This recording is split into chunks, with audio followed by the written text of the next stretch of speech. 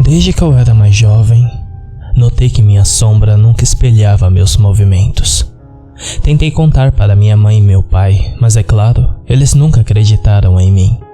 Eles entreteriam minha imaginação ativa no começo, mas depois das primeiras vezes, eles se cansaram disso.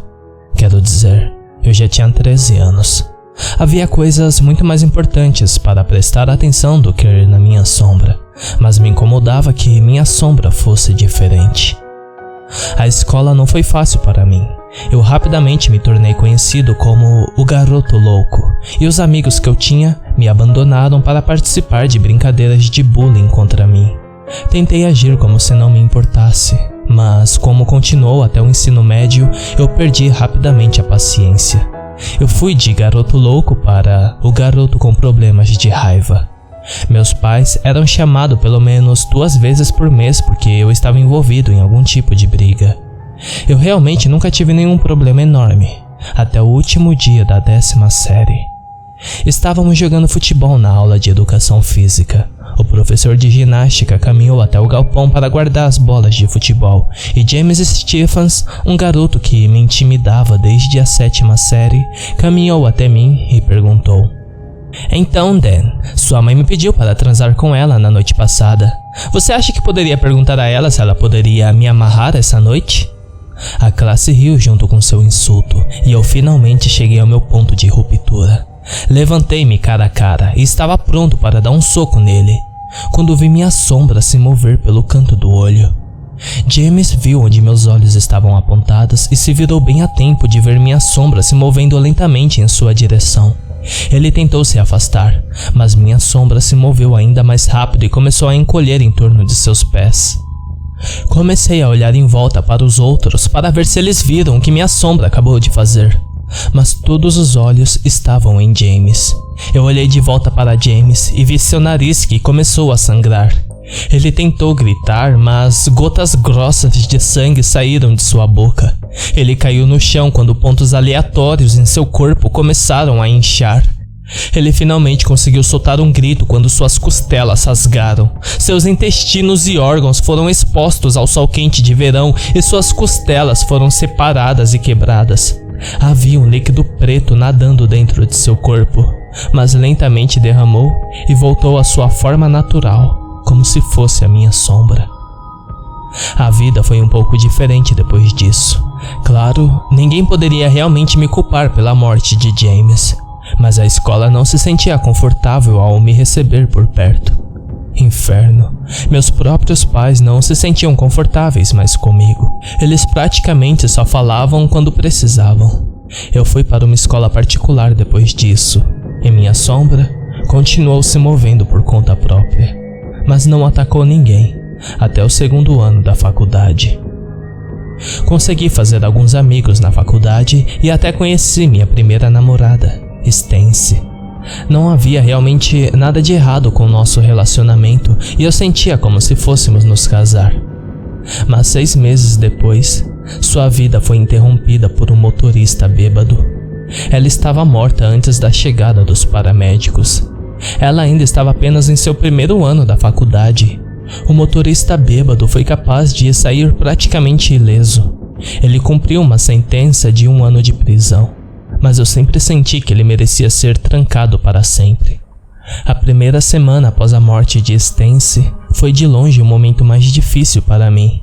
Parecia que havia um vazio no meu coração que nunca seria preenchido novamente, mas minha sombra tornou mais fácil para mim. Nos primeiros 15 dias após sua morte, eu via uma massa escura se acumulando no meio do meu quarto. Lentamente, tomaria a forma de Stance e tocaria na minha perna. Estava frio ao toque, mas eu podia sentir que estava com tanta dor quanto eu estava. No começo, isso me assustou. Eu pensei que ia me matar da mesma forma que James, mas ficaria ali, tocando minha perna por alguns segundos antes de desaparecer em meu corpo. O vazio desapareceria lentamente e eu sentiria uma sensação de paz. Eu não estava feliz, mas estava longe de triste. Basicamente, isso me colocou de volta ao meu ponto morto, e era exatamente o que eu precisava. Os dias ainda seriam ruins, mas era pelo menos algo pelo que esperar. O último dia de seu conforto foi a primeira noite em que eu realmente me senti melhor. Eu ainda sentia falta dela, mas foi um pensamento passageiro triste depois. Como eu disse, não atacou ninguém depois de James até o segundo ano da faculdade, mas eu confiava agora. Parecia um irmão que eu nunca tive, o amigo que nunca me abandonaria, a fonte do meu conforto e segurança permanente. Eu estava andando pelo centro da cidade com meu amigo às 2 da tarde. Terminamos as aulas 1 hora atrás e estávamos tentando encontrar algo bom para comer. Estávamos passando por um sem-teto quando seu braço de repente estendeu a mão e agarrou meu tornozelo. Eu caí no chão e a próxima coisa que eu soube era que ele estava em cima de mim, sussurrando no meu ouvido. Seu pequeno ajudante parece não gostar do meu ajudante. O que você vai fazer sobre isso, seu vacilão? Por que não fica parado para que meu ajudante possa entrar em você? Ele só quer brincar um pouco. Tentei empurrá-lo para longe de mim, mas ele não se mexeu. Meu amigo tentou tirá-lo de cima de mim também, mas o homem apenas o empurrou para o lado como um pedaço de lixo. Eu vi sua sombra se movendo, mas não se moveu em minha direção. Estava começando a se sentar quando minha sombra se moveu em direção ao homem e deslizou lentamente dentro dele. Ele ficou mole depois de alguns segundos e eu pude afastá-lo de mim. Ele caiu de costas e meu amigo e eu assistimos quando seu pescoço começou a sacudir para cima e para baixo. Quando o homem soltou um grito gutural, seu pescoço se abriu e rasgou dos músculos, ossos quebrados e uma quantidade generosa de sangue derramando. Meu amigo gritou e perguntou o que diabos estava acontecendo, mas eu fiquei sem palavras. Eu aprendi pela primeira vez que havia outros como eu. Mais uma vez, ninguém poderia provar que eu tinha algo a ver com a morte daquele morador de rua, mas meu amigo me ignorou depois disso. Ele até disse aos outros em nosso círculo. Eu estava sozinho de novo, mas não me importei. Finalmente, eu encontrei uma nova missão de vida. Abandonei a faculdade depois de terminar o semestre e voltei para minha casa. Meus pais me disseram que eu poderia ficar por mais um mês antes deles me expulsarem. Foi mais do que o suficiente para mim. Dentro de uma semana, encontrei um emprego como cozinheiro em um restaurante a cerca de 32 quilômetros de distância. 3 semanas depois, eu tinha economizado o suficiente para um pequeno apartamento surrado de 1 quarto, além de comprar mantimentos o suficientes para sobreviver.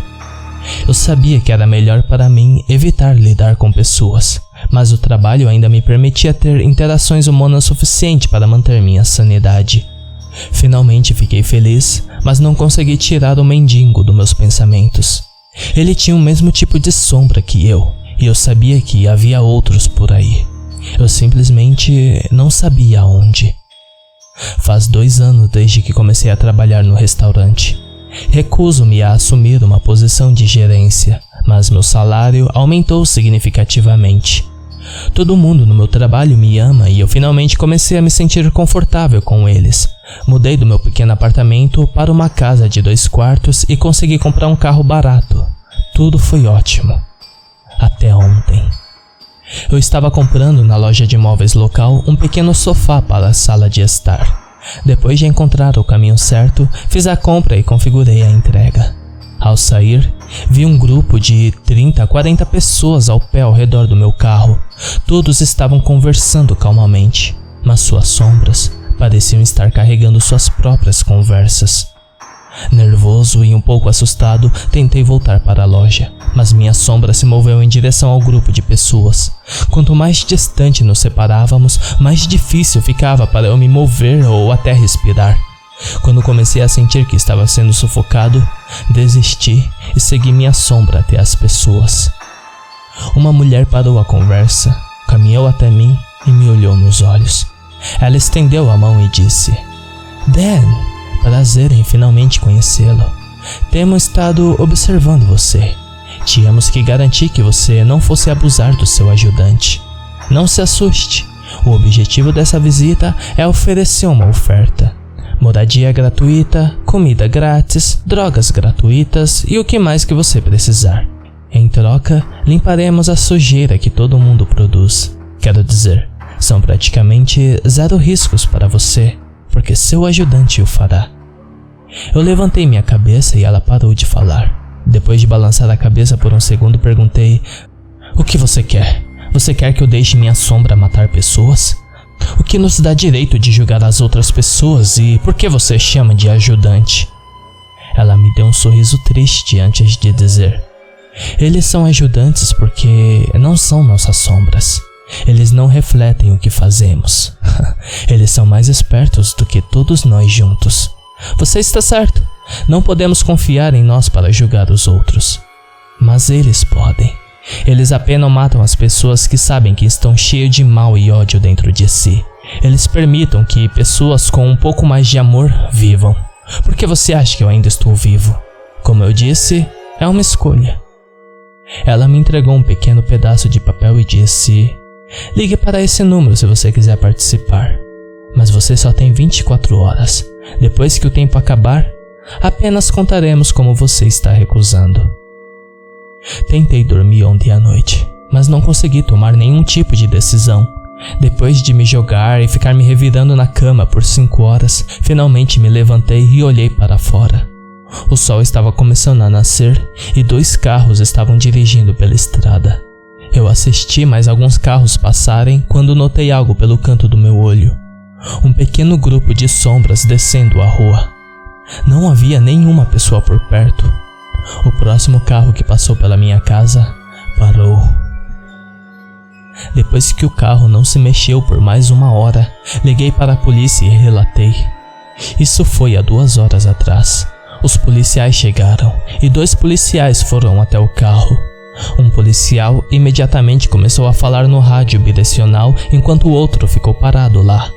Alguns minutos depois, outro carro da polícia apareceu junto com uma ambulância.